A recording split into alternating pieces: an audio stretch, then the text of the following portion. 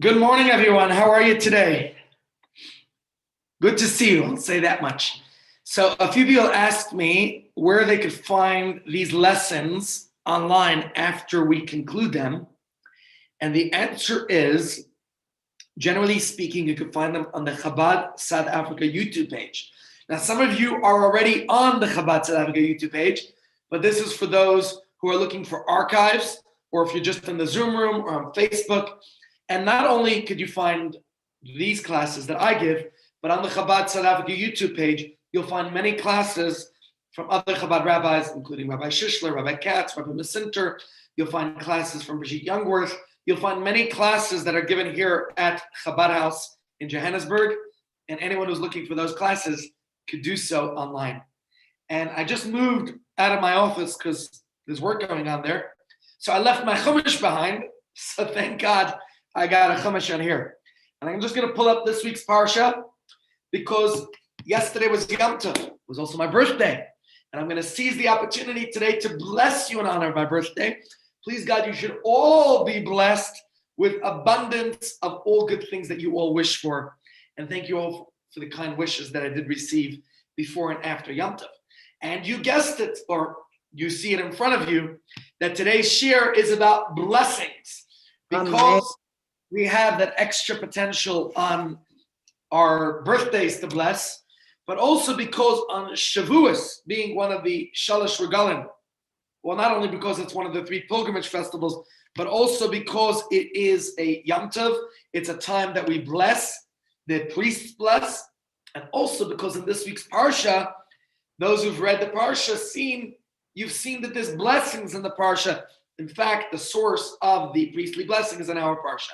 So let's just do a quick recap of our Parsha. We'll look through it quickly inside our Chumash. If you have any questions, feel free to ask. My voice is a little shot. I used a lot of it over Yom Tov, so please pardon me for that. Let's just look at the Parsha very briefly. In the Parsha today, we read, this week is Parshas Naso, and we continue the head count, the census of the Jewish people that we were reading in last week's Parsha. And we concluded Bamidbar, which we read on Shabbos, with the census of the Leviim, the Levites. And we continue now, our Parsha continues with the details of the Leviim who were transporting the Mishkan, the tabernacle. And God communicates to Moshe the laws of the Sota in this week's Parsha as well. The Sota is the wayward wife who was suspected of infidelity, of unfaithfulness to her husband. The laws are interesting, are complicated, and they are enumerated in our Parsha. Of course, just for some good laughs, I have to tell you the good old joke that comes to mind, or a quick riddle. Pay attention. So you know, the Sota, in order to prove if she was innocent or guilty, if she was innocent, lots of blessings came her way. If she was guilty, then she experienced a really terrible, unsightly death that the Torah describes. And God was willing to have his own name erased from the Torah. They would scrape off the letters of this week's Parsha that describe this episode of the details of the Sota. It was scraped into what was called Mayim Marurim, the bitter waters. And she had to drink these waters. If she was guilty, she exploded. If she was innocent, she had the blessings. The question asked is, why does she have to actually drink the waters? Why can't she take these waters via intravenous? Why can't she just get a little IV? And the answer given is, because we just read in the 10 Commandments yesterday, thou shalt not take God's name in vain. That's why she can't have it via intravenous. All right. I can't see any YouTubers laughing, but I could see a few smiles here on the Zoom room. Great. All right. The point we're making here is that the Parsha gives us the laws of, I think it's actually the longest Parsha, if I'm not mistaken. We also have the laws of the Nazir, who can't drink wine and lets his hair grow long and is forbidden to become contaminated, tamei, through contact with a dead body. And we are then introduced to the theme of today's shir, the blessing of the priests to the Jewish people. And that's what we're going to focus on in today's class. Okay. Just getting some updates. Unfortunately, we lost two of our volunteers this week and one of our seniors. It's sadly not a great time with this COVID. We are officially not in any third wave, at least officially. But I urge you, my dear friends, to be as careful as possible. I've seen too many people in hospital with COVID, people who aren't well from it. So just stay safe and stay well. The funeral for Yvette Jasalaski, who is one of our volunteers, will be today at 1:00. Last week we lost one of our volunteers, Malcolm Lurie, and also, unfortunately, we lost one of our seniors last week. So it's not, we got to just be as careful as possible. All right, let's go into the text itself. We'll dedicate today's shiur to all the people we know who need a refuah shlema, need a speedy recovery, and to the memory of those who passed on. So as we said, the priestly blessing that we say, it's in our parsha, we say it on special occasions, and it's the quintessential bracha, the blessing that we give on Friday nights. I bless my children with a priestly blessing.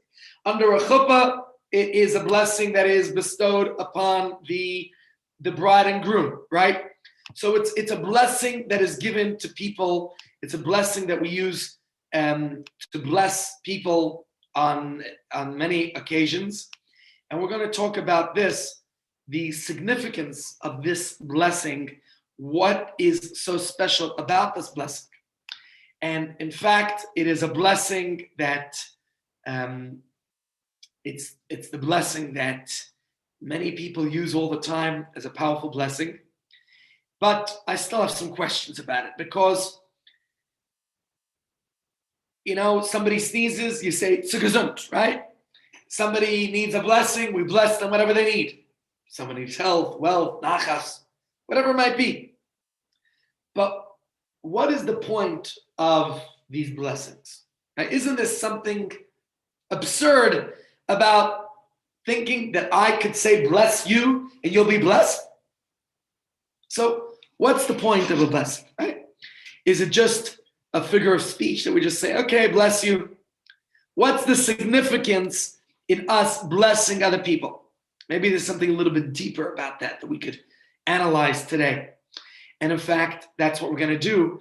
We really would like to go into some texts and understand the significance, the importance of why we bless people, what is the power of blessing that each of us have, especially on a birthday, when it says your mazel, your constellation, your good fortune shines, so we all have the ability to bless. But more specifically, this week's parsha tells us about the Kohanim who bless. And if you are in Israel, you'll see that in Jerusalem, the Kohanim say this blessing pretty much every single day. In other parts of Israel, only on Shabbos. Some communities actually say this blessing every day.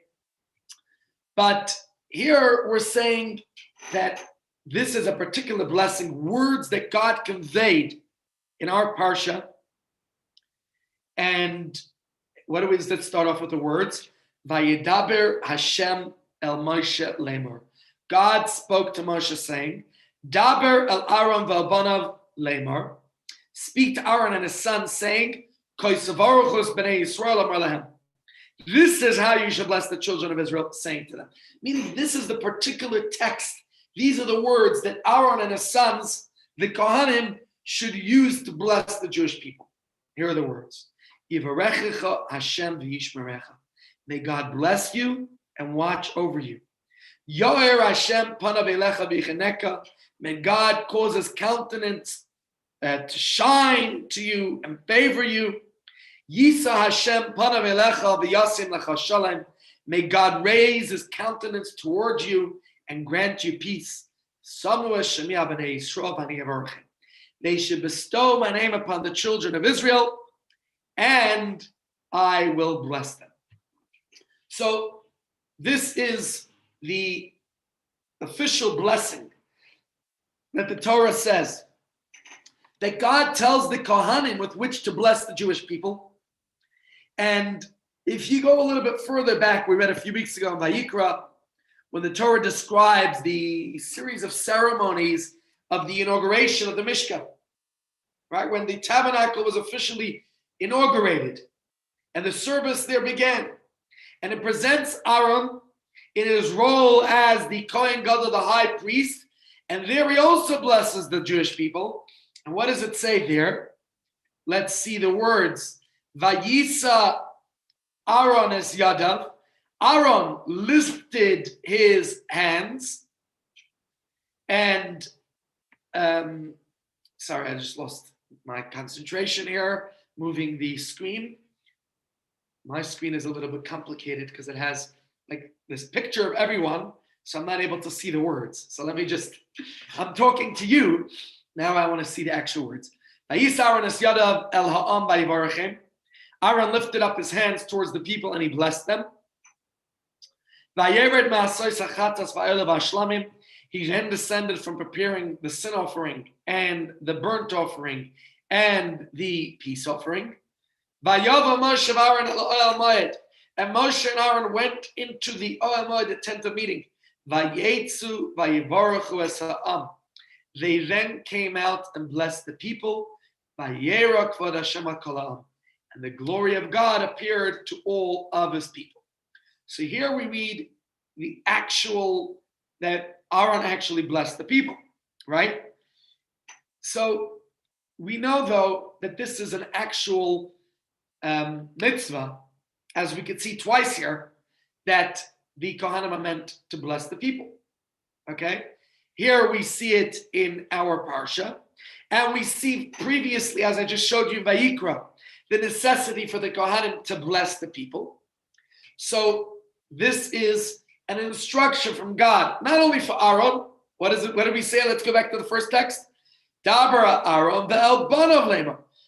Tell Aaron and his sons, saying, with this you should bless the people. So what does this tell us?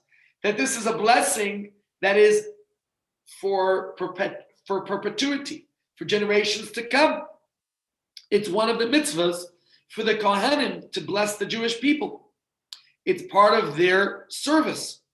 And let's see it here in the words of the Sefer Achinuch. He says as follows: one of the reasons for this mitzvah, in his great goodness, God desired to bless his people through those who regularly reside in God's house, whose every thought is devoted to Hashem's service, whose souls are bound to him in awe all day.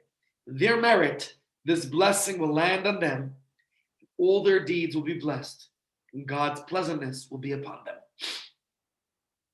So that's the reason why the Kohanim in many communities will bless us in shul, if it's in Israel every day, and in other, in Yerushalayim every day, in other parts of Israel on Shabbos, which brings us to our custom that on Yom Tov, right, we do the blessing of the Kohanim. Now, the obvious question is, why don't we do this blessing every day, right? Are the Kohanim being derelict in their duties by not blessing us every day, right? Are we deliberately violating, if this is a mitzvah of the Torah, why are the Kohanim not blessing us every single day? And the truth is, this is a question, it's not my question, it's a question that's asked by many great sages. And there are various answers that were offered to explain why that is, what the reason for this glaring omission, you could say, every single day in that this blessing is missing, right? Shouldn't they be blessing us all of the time? And we'll obviously explore this and try to understand it. Now, it's not unusual that certain mitzvahs are not done every day. That we know, right? Some mitzvahs only apply to certain people, right? Like blessing the people is a blessing that's specifically only for the Kohanim, for the priests, right? Some blessings are only in certain places, right? Certain blessings only apply in the land of Israel. Others apply at certain times, right? You don't eat matzah every day. If you want to eat matzah every day, gesund tahait, but you only have to eat it on Pesach, okay?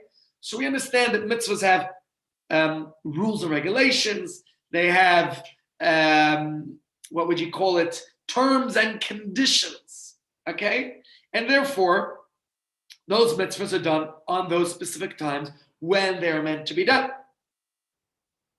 So the question then is this a mitzvah that is relevant to every single day? It's not Shabbos every day, right? Shabbos is Shabbos. Even though we have a mitzvah to keep Shabbos, it's only on Shabbos. And Pesach is only on Pesach.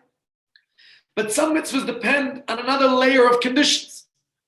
Even after all the natural parameters that govern when that mitzvah should be observed, it's still not mandatory to be practiced. It only becomes obligatory with the fulfillment of another important contingent factor. Now think about this. Tzitzis. When do you wear tzitzis? Now I wear tzitzis every day and every night. Not when I'm in the pool or not when I'm in the shower. But otherwise, practically speaking, we wear the tzitzis every day. Now, the thing is, you only have to biblically wear tzitzis when you're wearing a four-cornered garment. Otherwise, the mitzvah of tzitzis does not actually apply. So you understand that there are mitzvahs that each have terms, conditions, aspects, elements when they are to be observed and practiced. So the Birchat Kohanim, this priestly blessing, is such a mitzvah. For the Kohanim to be obligated to bless the people, they have to be called upon to do so.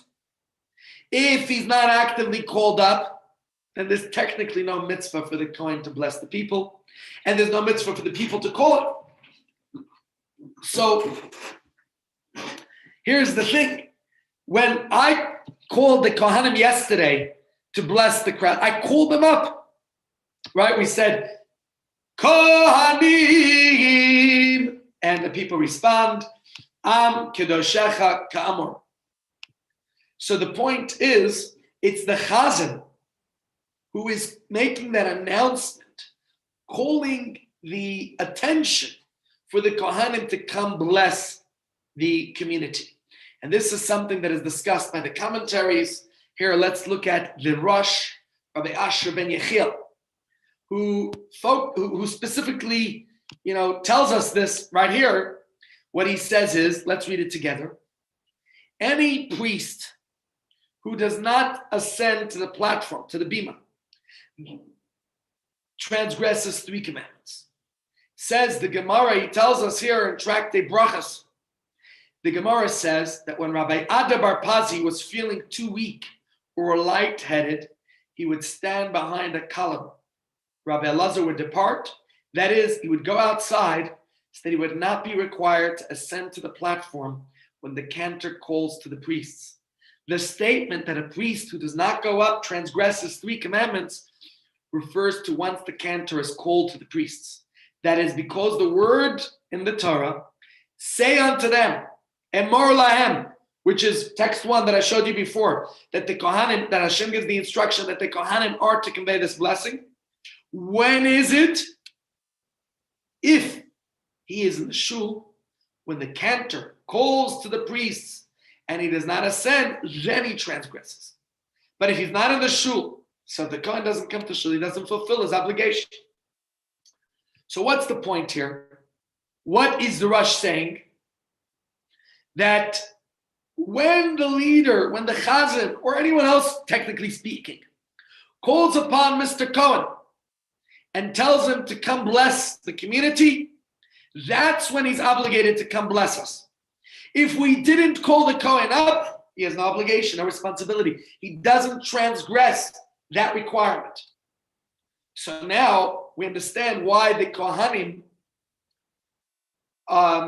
only bless us certain times, right?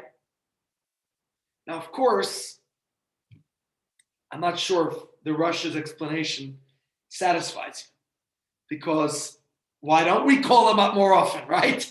Shouldn't we always be there on the lookout for another opportunity to fulfill another mitzvah? Let's see, where's the Kohen? Let's call the Kohen up. Why is the Rush, who's explaining it based on the Talmud, telling us that the Kohen only blesses us when the Kohen is called upon to bless us? Right? Now, it's not just a custom. You have to understand this point. This is coming from the Torah itself. Let's look at it in the words here of the Shulchan Aruch, the Code of Jewish Law, by Rabbi Yosef Cairo. He tells us here very clearly that because it's a biblical mitzvah, therefore, in order for the Kohen to do this mitzvah, he wants to be in the most pure state of being. And therefore, says the Shulchan Aruch, it is ideal that the Kohen should immerse in a mikvah before blessing us. Because it's such a holy, important mitzvah, it is a biblical mitzvah.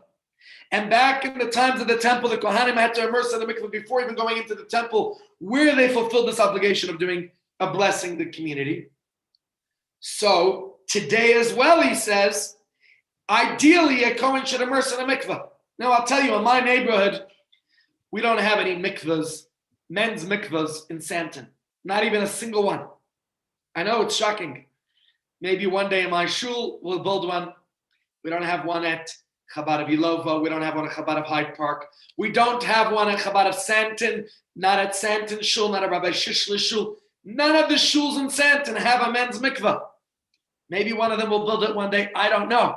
But at the moment, if a Kohen from my shul wants to bless us and wants to first immerse in a mikvah, he's going to have to schlep to Glen Hazel, go to Torah Academy, go to Maharsha.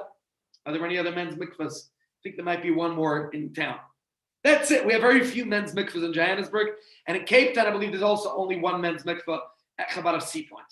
So what about the guys davening in Bloberg or Table Mount and wherever else they might be? What do you say, Lester? No, you're muted. You got to unmute yourself. Sorry, we can't hear you. You have to unmute. There we go. Now I can hear you. May I ask a question on the previous subject?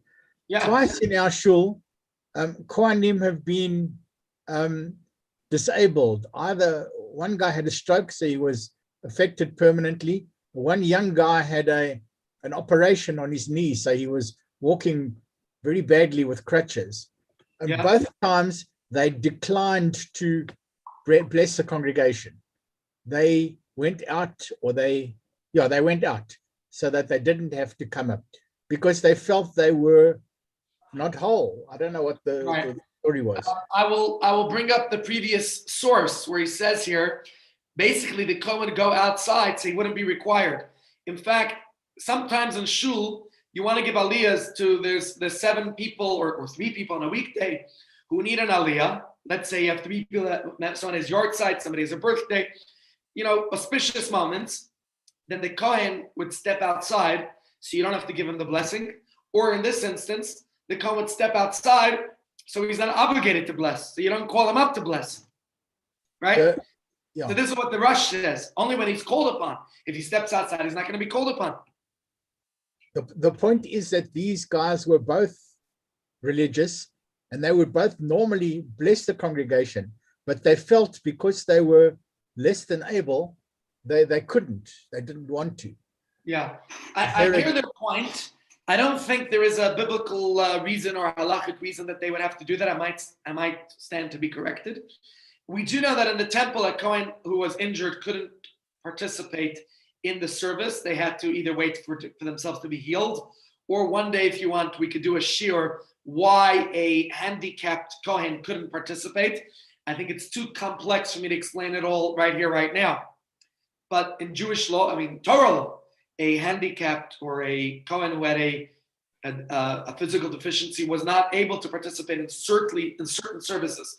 But I don't believe blessing the community was one of those.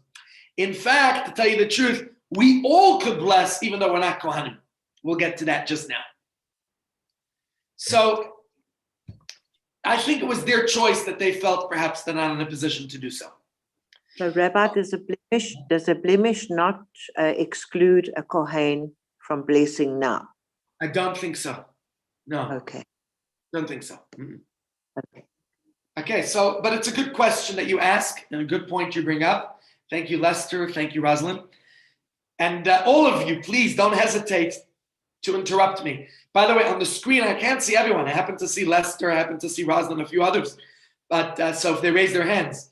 But sometimes after a shir, I watch the video. I don't enjoy watching myself talking, but sometimes, for whatever reason, somebody asked me a question about something I said. I had to go back and watch. What did I say? And my memory is also not that good. And then I see, oh, this person was raising her hand, and I didn't see it. So I apologize. I can't see everybody on the screen because of the gallery view. So please excuse me if I don't see you. Just unmute yourself and interrupt me, because I don't always see everyone, and I'm not always looking at. There's a few screens, and you can't see all the screens at once on the computer showing me all the people. So please, if I didn't see you raise your hand, or if you were blocked because I picked up a text, and if I'm reading a text, I'm not seeing you, then do me a favor, just unmute yourself, because I can't always see if you raise your hand. But I did see this time, those who were on the screen, both of you were on the screen, Lester and Rosalind, I did notice that. But don't hesitate, everyone or anyone who wants to ask any questions. So where did we leave off? We said that according to the Shulchan Aruch, because it's ideal for a Kohen to immerse in a mikvah, to ritually purify themselves. And not everybody has a mikvah. So let's think. We stayed up all night Shavuos, and some people joined us in studying all night Shavuos. And then in the morning, they wanted to go in a mikvah before receiving the Torah. The closest I could give the people to a mikvah near my house was my swimming pool. But let me tell you something. The temperature in my swimming pool on Shavuos morning, even though the weather, thank God, is not so cold, sometimes Shavuos here, it's frigid, at least at night or in the morning. But it wasn't that cold, thank God. We usually Shavuos, we're bundling up and we're drinking hot coffees to keep ourselves awake all night. It was really a pleasant Shavuos and all night learning. But the mikvah, the swimming pool temperature was cold. And I confess I couldn't go further in than I did. But other guys were good polar bears. They jumped in.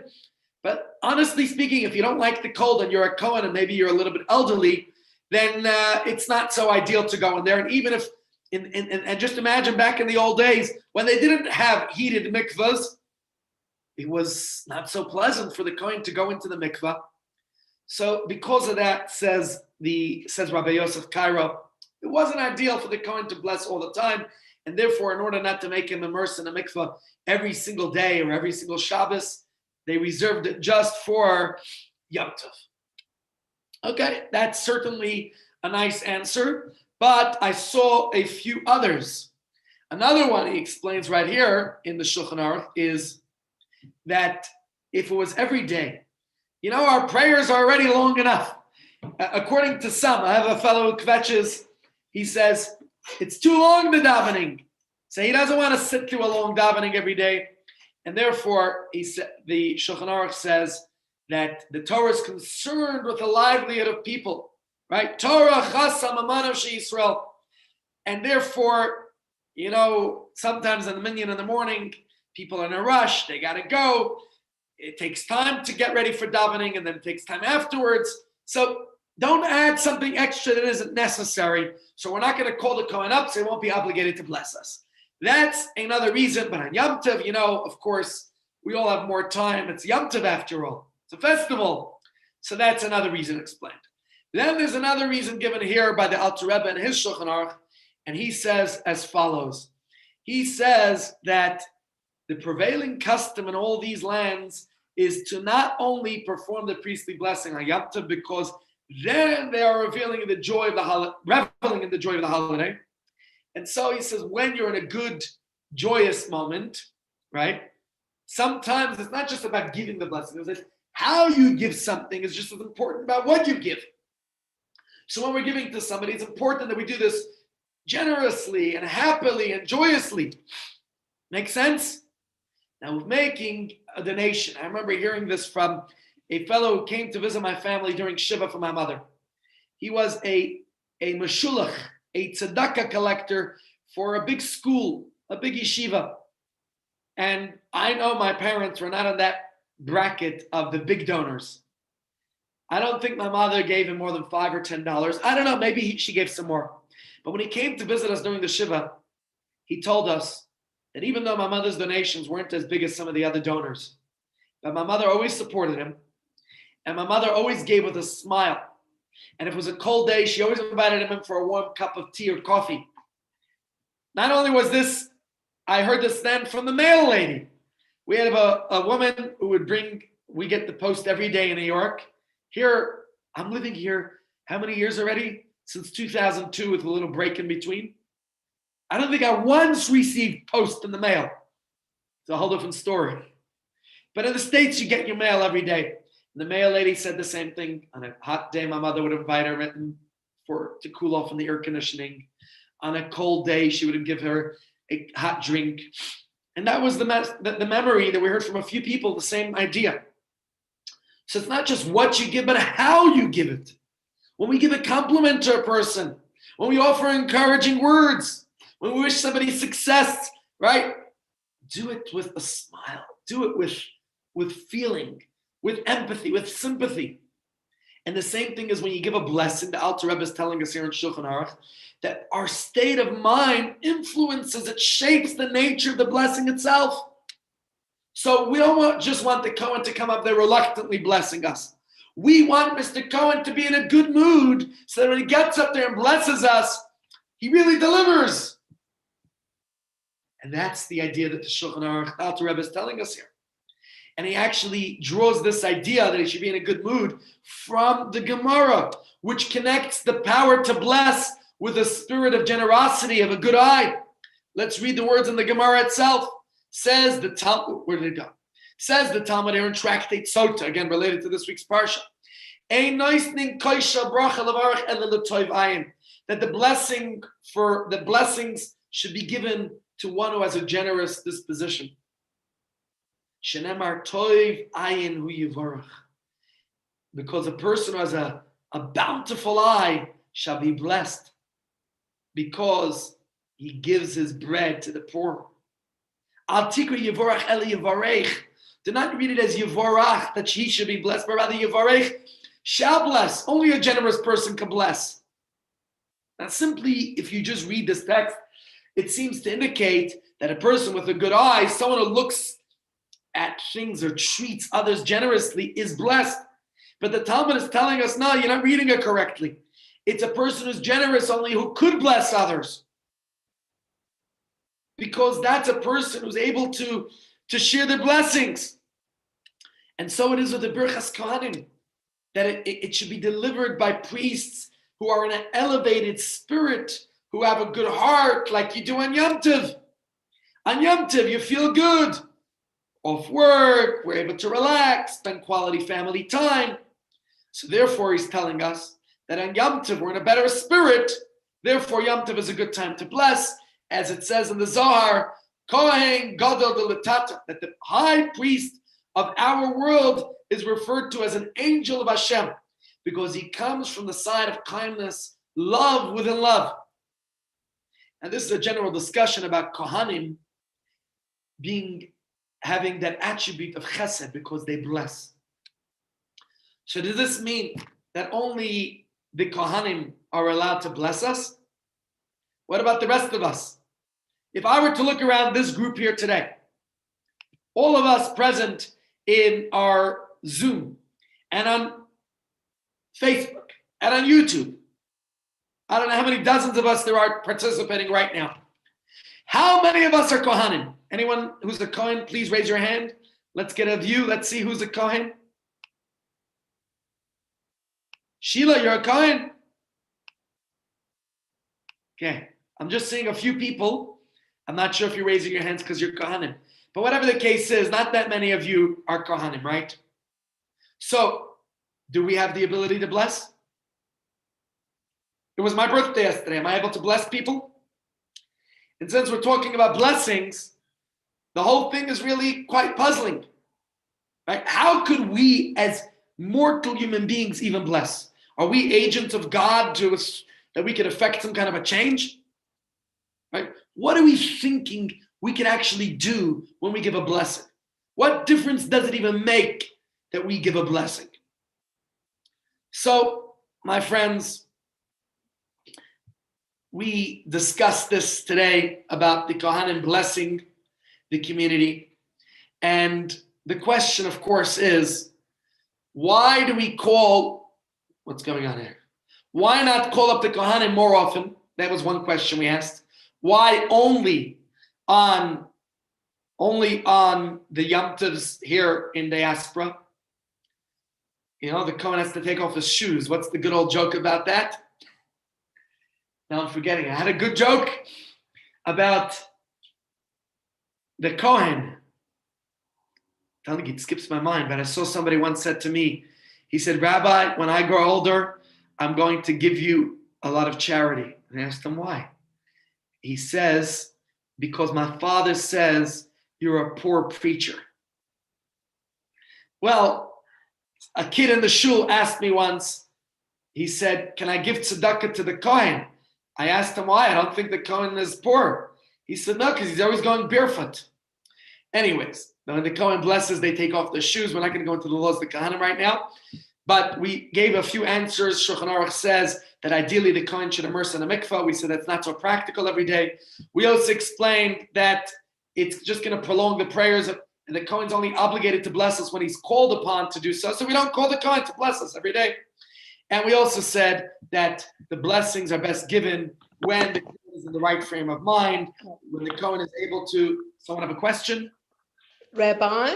Yes, Ellen. Hi, sorry to interrupt. I just want to know, the Kohanim, We want to see you. the Kohanim are not Shomrei Shabbos. So a lot of them wouldn't know from a mikvah. Okay. I wouldn't say if a Kohen is not Shomer Shabbos, they don't know about a mikvah. Oftentimes people know things and they Okay, still do no, it. it's just, but if they don't know of it, but they still come up and do Yeah. the blessing, irrespective of their status of religiosity. Yeah. I can assure you that most Kohanim, even if they know about the importance of mikvah, many of them are still not doing so.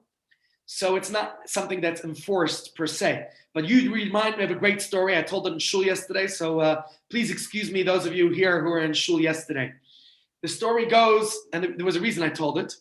The story goes that a Rav Kook needed a Kohen in a shul, and he turned to a gentleman who wasn't a religious Jew, who didn't keep Shabbos or kosher, and asked him, would you please bless us? And the man said, I'm embarrassed to bless you. I don't keep Shabbos. I don't keep kosher. I'm not a religious man. I can't bless you. So Rabbi Kook said to him, do me a favor. You go up and bless us regardless of your religious observance. And after you bless us, I want you to turn to yourself and ask, how could I, who just bless the Jewish people, not keep kosher, not keep Shabbos, not do the things I'm supposed to do? So perhaps that's another way of seeing it, Helen. Okay, thanks for the question. Appreciate that. So certainly those are some of the ideas. Yeah. Sorry to interrupt. Are we not a nation of priests? We are all priests. So Yep. we have the ability to bless. We certainly do. Great point. So let's go into that now. What's the power of blessing? Could you only be a man? Could you only be a Kohen? But obviously, as you just said, we all have the power to bless. So let's try to go a little bit deeper into these laws and customs and understand the significance of the laws of Kohanim and how we could all indeed bless. Each of us could bless because we all have that power. So you're right. The reason I picked on the Kohanim is because it's in our parsha. But certainly we all have the ability to bless regardless whether we are a Kohen, male or female. We all have the ability to bless one another. But let's understand when the Kohanim can bless and when each of us can bless. And we're going to look at it in text. But we're going to have to move on it a little bit quickly. Unfortunately, I have a funeral to go to soon. So I'm going to try to make it, 15, 20 minutes. So do we have the ability to bless and to effect change? Well, let's look at what our sages tell us. And I'm going to start off with the Shulchan Aruch Harav, the Alter Rebbe, how he puts it. He says as follows: non-priests who lifted his hands as such as Kohanim are meant to be. I come from a family of Kohanim, so I'm just doing this, but I'm not blessing you. I'm not trying to actually do it. He says This is specific only to Kohanim, and only Kohanim can bless in that particular way. Okay, that is a right that is exclusive to Kohanim. And so, yes, there are other times that we bless, whether it's parents blessing their children every Friday night, or Erev Yom Kippur, or under a chuppah, whatever it might be. The Rebbe would bless the whole community on Erev Yom Kippur. So he wasn't a Kohen, and I'm not a Kohen, even though my mother's family's name was Katz. But you know that Kohanim is only paternally, not maternally, passed on. So how can us non-priests bless? So the first thing he says is we can't bless the same way the Kohanim bless. But let's read it here a little bit further in this commentary from the Mata Ephraim, great 18th century, 19th century commentator. And he says as follows: it has become customary for fathers and mothers to bless their children before going to shul. In this blessing, they also wish that they be sealed for a good life, their hearts retain a proper fear of God, that their hearts should be implanted with a wholehearted love and fear of God. What blessing do parents use to bless their children on Erev Yom Kippur? And I do this every Friday night. The Birchat Kohanim, right? Everyone does so in accordance with the nature of their own heart. So you can add whatever words you want. But the base text is the blessings of the Kohanim. So he's saying that this is something that's done all the time. And as we see that many people do it on every Shabbos as well, the Rebbe mentions it here in this text, right? And there are many occasions when people bless and using the words of the Kohanim. So how could we institutionalize a custom that seems to be in violation if it's only the Kohanim are supposed to be using this blessing? Why are we using the text of the Kohanim? Okay, good question. So let's understand this further. If I am not a Kohen, and this gentleman in this picture is not a Kohen, he's blessing his children with these words. So how could it be possible if the Torah tells us this is the blessing of the Kohanim? So I'm going to share with you an interesting insight from the Chafetz Chaim. Rabbi Yisrael Meir Kagan, many of you are familiar with him. He's the author of a great book called Mishnah Brura. And he tells us as follows. One is perplexed by the widespread custom for people to bless their friends or children with the blessing of the priests, right? How is it possible for non-priests to use this blessing? And he says, perhaps one might suggest the rationale for the custom in accordance with the Bach was a very famous commentary who says that a non-priest only violates this provision if he delivers the blessing while holding up and spreading. So if I were to bless my children doing this, then I'm violating this law.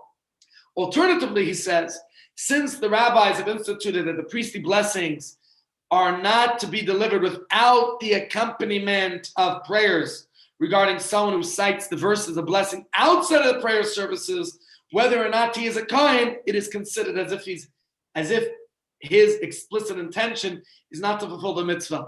Thus it is permitted. So he's saying, when did the Kohanim bless us? Only during the prayers. But if the Kohanim are blessing us, if a non-Kohen is blessing outside of the prayer service, or if I'm not raising my hands in this manner as the Kohanim do, then he says it's okay.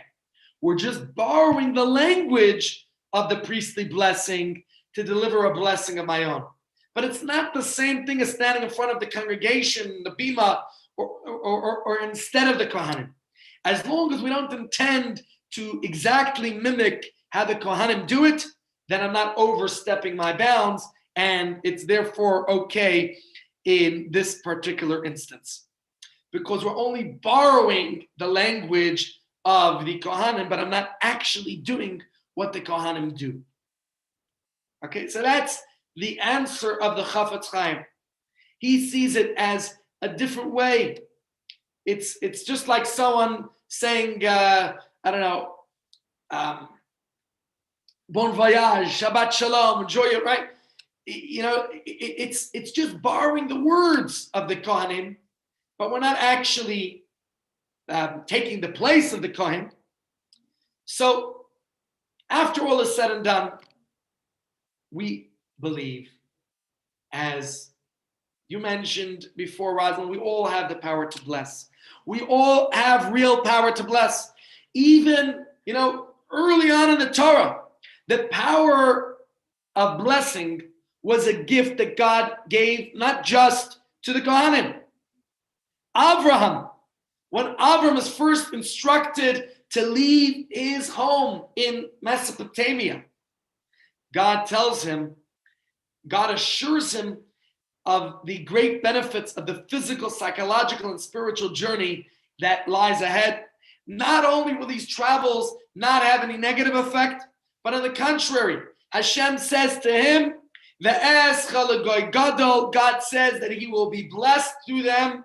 God will make him into a great nation, and I will bless you, and I will aggrandize your name, and I will bless those who bless you, and the ones who curse you, I will curse. Right? And all the families of the earth will be blessed in you.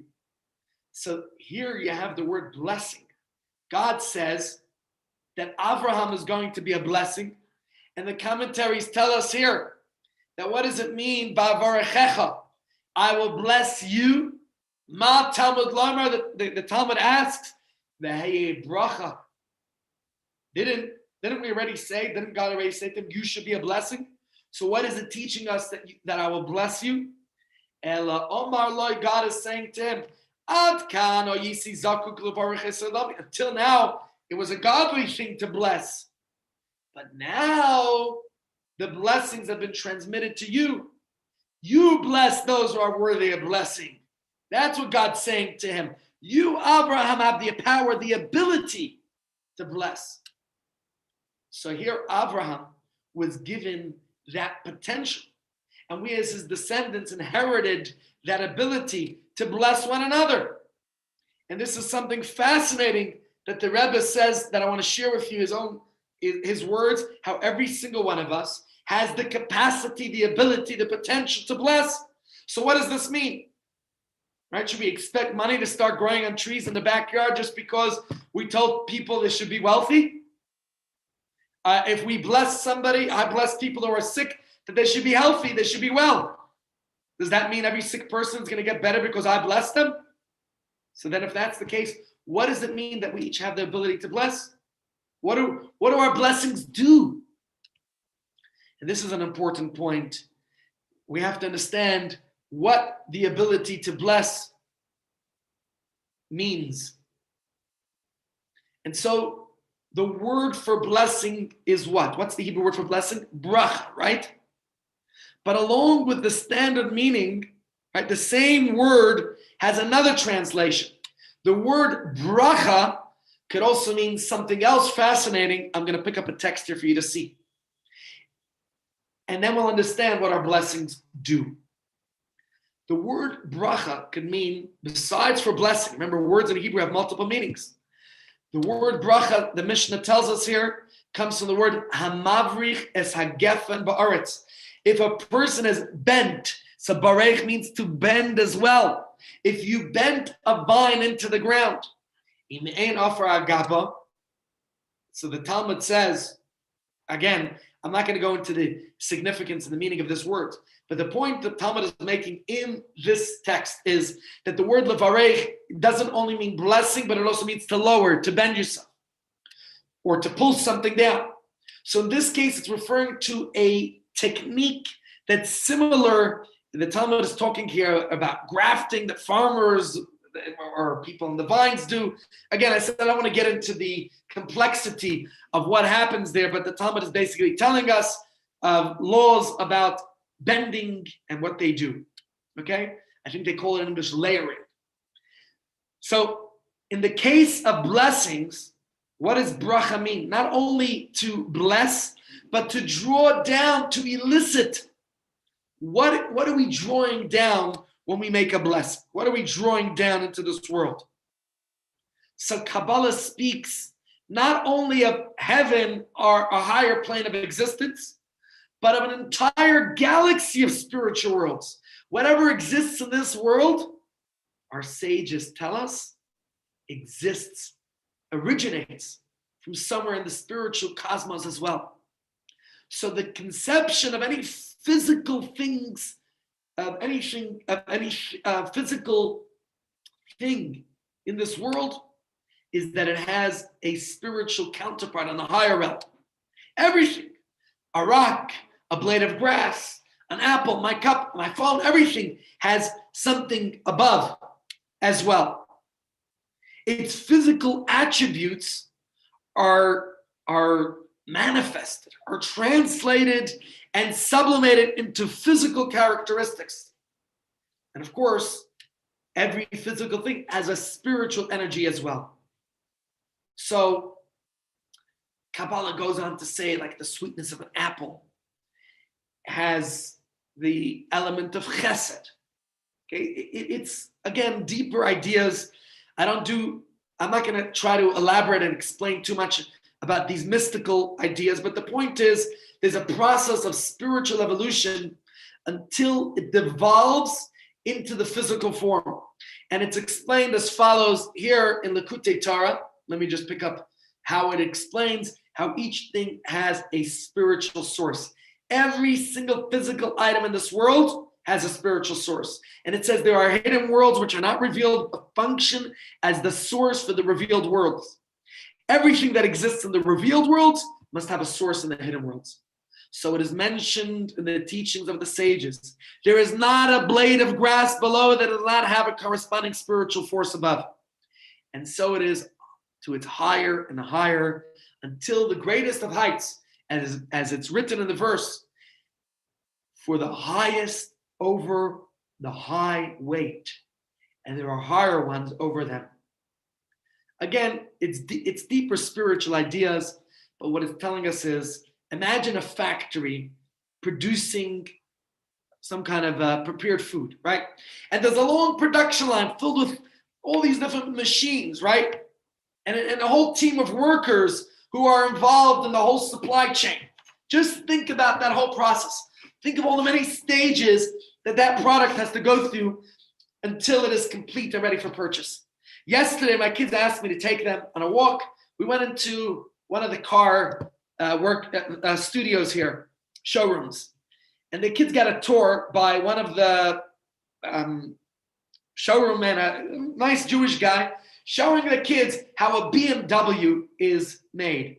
It's unbelievable. It's incredible. We drive these cars, it didn't come out of nowhere. There's a whole assembly line, a production line. There are machines and people involved in the production. And every food we eat is going through the same process. There are various stages that the product has to go through until it's complete and ready for us to purchase it. And sometimes the operation runs smoothly and efficiently. And sometimes there are breakdowns, obstructions, whatever gets in the way, technical failures, errors, right? And at the end of the day, we just see a ready-made product. But do we realize the whole backtrack, the assembly line, the production line, how many people were involved? From the production of the item to the packaging, to the distribution, to the delivery, until it got to the shop where we paid for it. And in a similar way, you could say, like that great factory, the heavens might be fully equipped to answer all our prayers, to fulfill all of our needs. But there's a process. And as with any process, there's sometimes spiritual cogs, things that get caught in the way. A gear jam. In fact, the BMW yesterday, they were showing my kids, sometimes there's malfunctions and cars have to be returned because there are problems. It happens even in the most expensive of vehicles. And even foods, whatever it might be. Same thing, Kabbalah is telling us that blessings above are there for each one of us. But sometimes, for whatever reason, there's difficulty in that coming through the pipeline and reaching us. So therefore, our sages tell us that each time you and I, each one of us, bless our friends, what we're doing is we are attempting to draw down that blessing to ensure the process runs smoothly. We are oiling the machine, so to say. And our blessings are not just kind-hearted wishes. A blessing makes a difference in the sense that it actualizes something in a state of a spiritual potential and brings it just one step closer into our physical reality. The power of the blessing is to bring the object closer and closer to earth until it finally reaches its destination. That's the idea. So it's not heretical to think that we have the ability, we have the power to bless. Of course, all blessing comes from Hashem, but God makes us partners. And like we said in the blessing of Abraham, those who bless will be blessed. That's the idea. And therefore, we each have the ability and the power, and each one of us has, that we're able to bless others. Each one of us should tap into that opportunity. We're able to open the gates of heaven wider than usual. Therefore, we should seize that opportunity. We should be blessing others left and right as much as possible. Each of us is able to do so. We're able to bring that blessing closer to its destination. And we're all able to do this. And I encourage each of us to do what we can to bless everyone around us.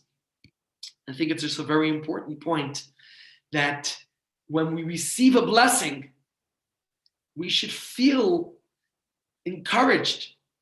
We should feel hopeful, because the power of blessing is to bring the answer to our prayers one step closer.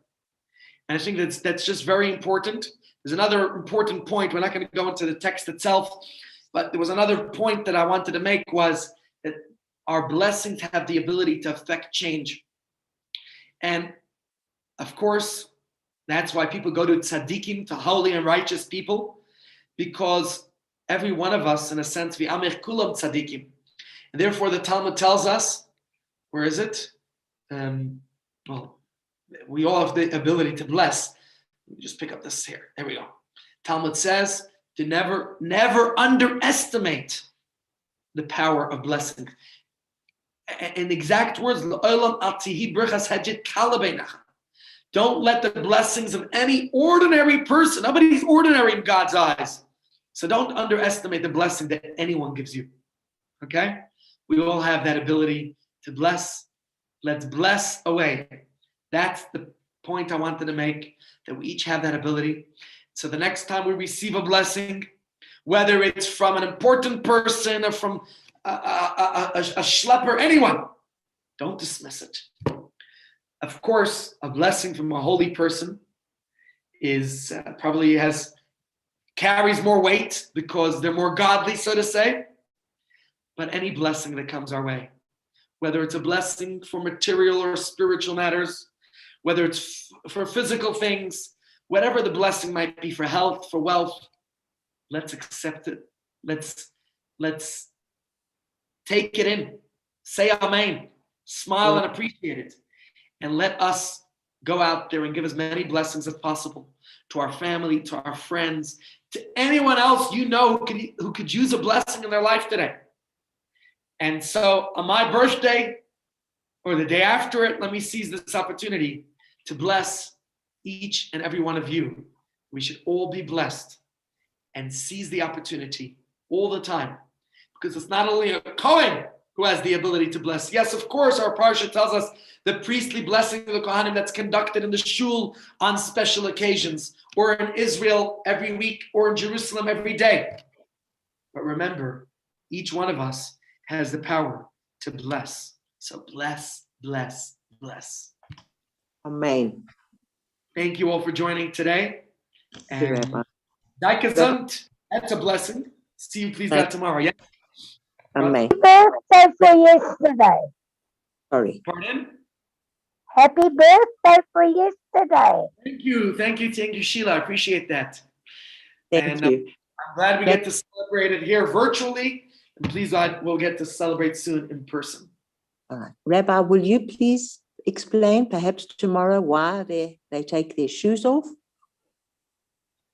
Generally, it's related to when you stand on a holy ground, like when Moshe Rabbeinu stood at the burning bush. Like at the burning bush, right? So generally speaking, they're uplifting the space of where they're doing the blessing. So I would say that's probably very likely the reason behind it. Thank you. Okay. Like us on everyone. See you tomorrow. Thank you, please. Rabbi. Happy Thank you. birthday.